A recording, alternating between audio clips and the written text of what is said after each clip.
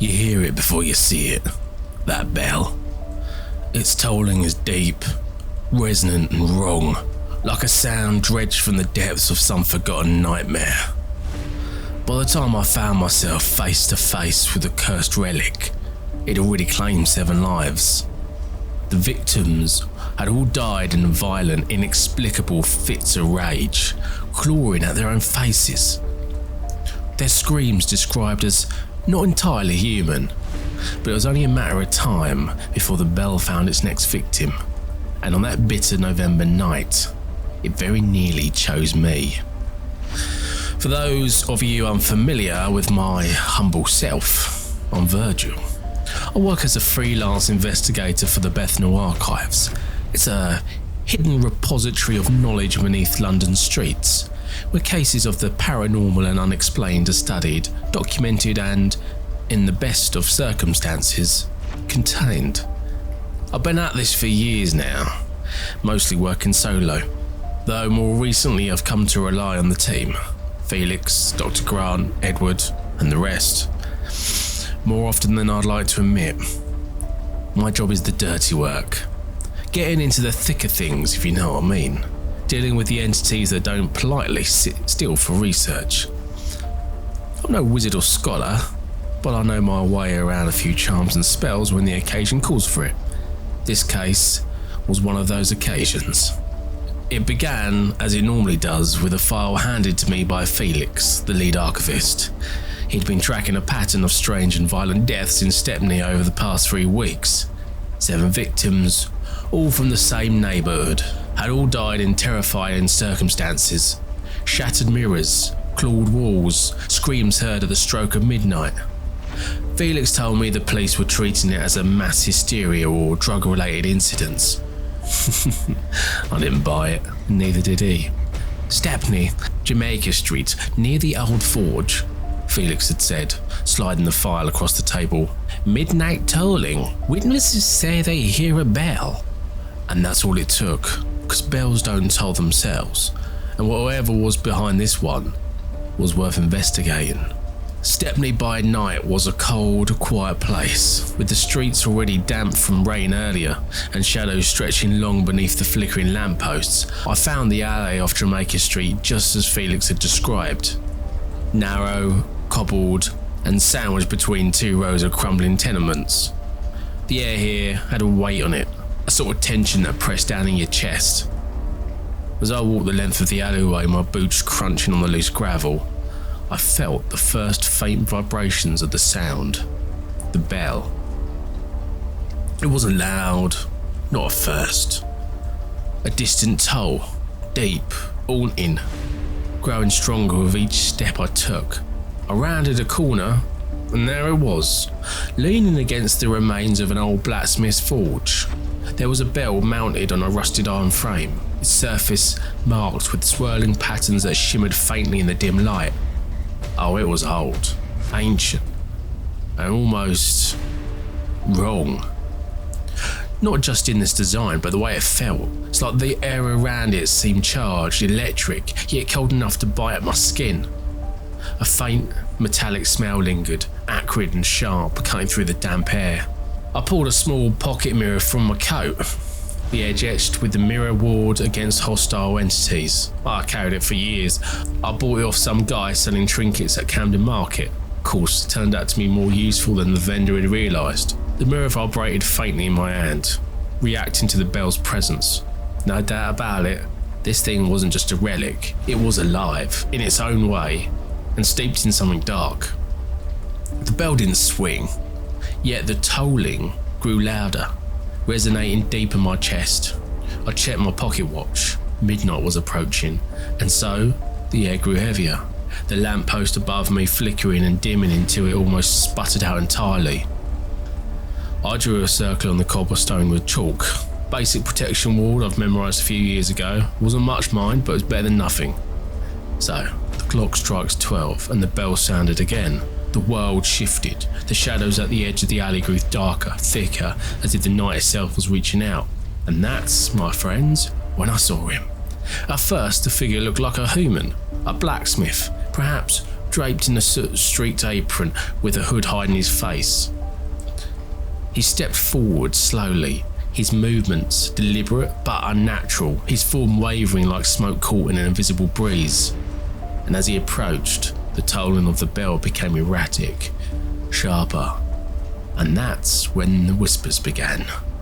It was low and guttural, like they came from every direction, voices overlapping in an incomprehensible cacophony. My instinct screamed at me to run, but I held my ground, mind, clutching my mirror in one hand and a scrap of parchment in the other. "So what exactly are you then?" I called, forcing my voice to be steady. The figure actually tilted its head, a jerky, insect-like motion, and raised a gnarled hand to point at the bell. And then it fucking lunged at me. It moved impossibly fast, closing the distance in a blink. I thrust the mirror forward, its edge towards, flaring to life with a pale blue light. The figure recoiled, its form twisting and unravelling, but the bell's toll only grew louder. My protection circle faltered. The chalk line started to crack under the pressure of the entity's force. I ended up fumbling the parchment in my hand because I was trembling as the figure bore down on me, its form twisting and warping like molten iron, shaped by unseen hands. The bell's toll grew unbearable, each vibration slicing through my thoughts, scattering my focus like the leaves in a storm. My voice, hoarse, ragged, but I managed to force the words out. "By the light that binds, by the names forgotten, and the bonds undone." The figure's laughter shattered the spell mid-sentence, a grotesque, grinding sound like a blade dragged across stone. My knees buckled as a wave of nausea hit me. The air in the alley had turned thick and oppressive, pressing against my chest like an iron weight, and the parchment in my hand crumbled to ash. I cursed under my breath, realising I was out of time. The bell swung violently now, its ringing chaotic and wrong, twisting in the air into shimmering currents of heat and shadow. The figure lunged again, faster than I could react, its form slamming into the invisible barrier made by my protection circle. But for a moment, I thought it might hold. But then the chalk lines cracked under the strain, and with a hiss like steam escaping a boiler, the circle shattered. A cold, skeletal hand wrapped around my throat, lifted me off my fucking feet as if I was a doll. My vision blurred, and I clawed at the grip, the figure's hollow smoke-like eyes boring into mine. The tolling of the bell was inside me now, resonating through my bones, each note threatening to tear me apart from inside. I panicked. I reached for a charm at my belt, an iron nail etched with runes Felix had insisted I carry. My fingers barely brushed against it before the figure's grip tightened, cutting off my air. My thoughts scattered, panic rising like a tide. Somewhere in the haze of my mind, Felix's voice came back to me, steady and calm. "Spells are words given shape. Speak them no matter what." With that, the little air I had left, I rasped. "Thrice bound, thrice spoken, thrice done. Bind this wraith to the ground it treads." My voice cracked, but the runes on the nail flared to life, a dull red light pulsing against the suffocating darkness. The figure hissed, its grip loosening just enough for me to break free. I ended up stumbling back, hitting my head, it hurt my ankle, gasping for air, and the nail flew from my hand and embedded itself into the cobblestones.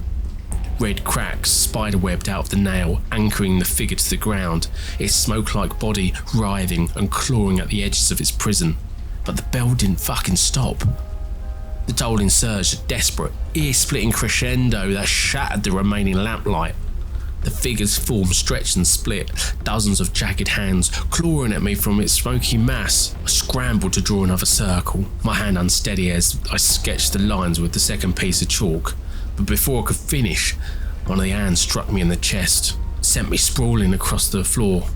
Chalk flew from my grip and I hit the cobblestones hard, the air driven from my lungs.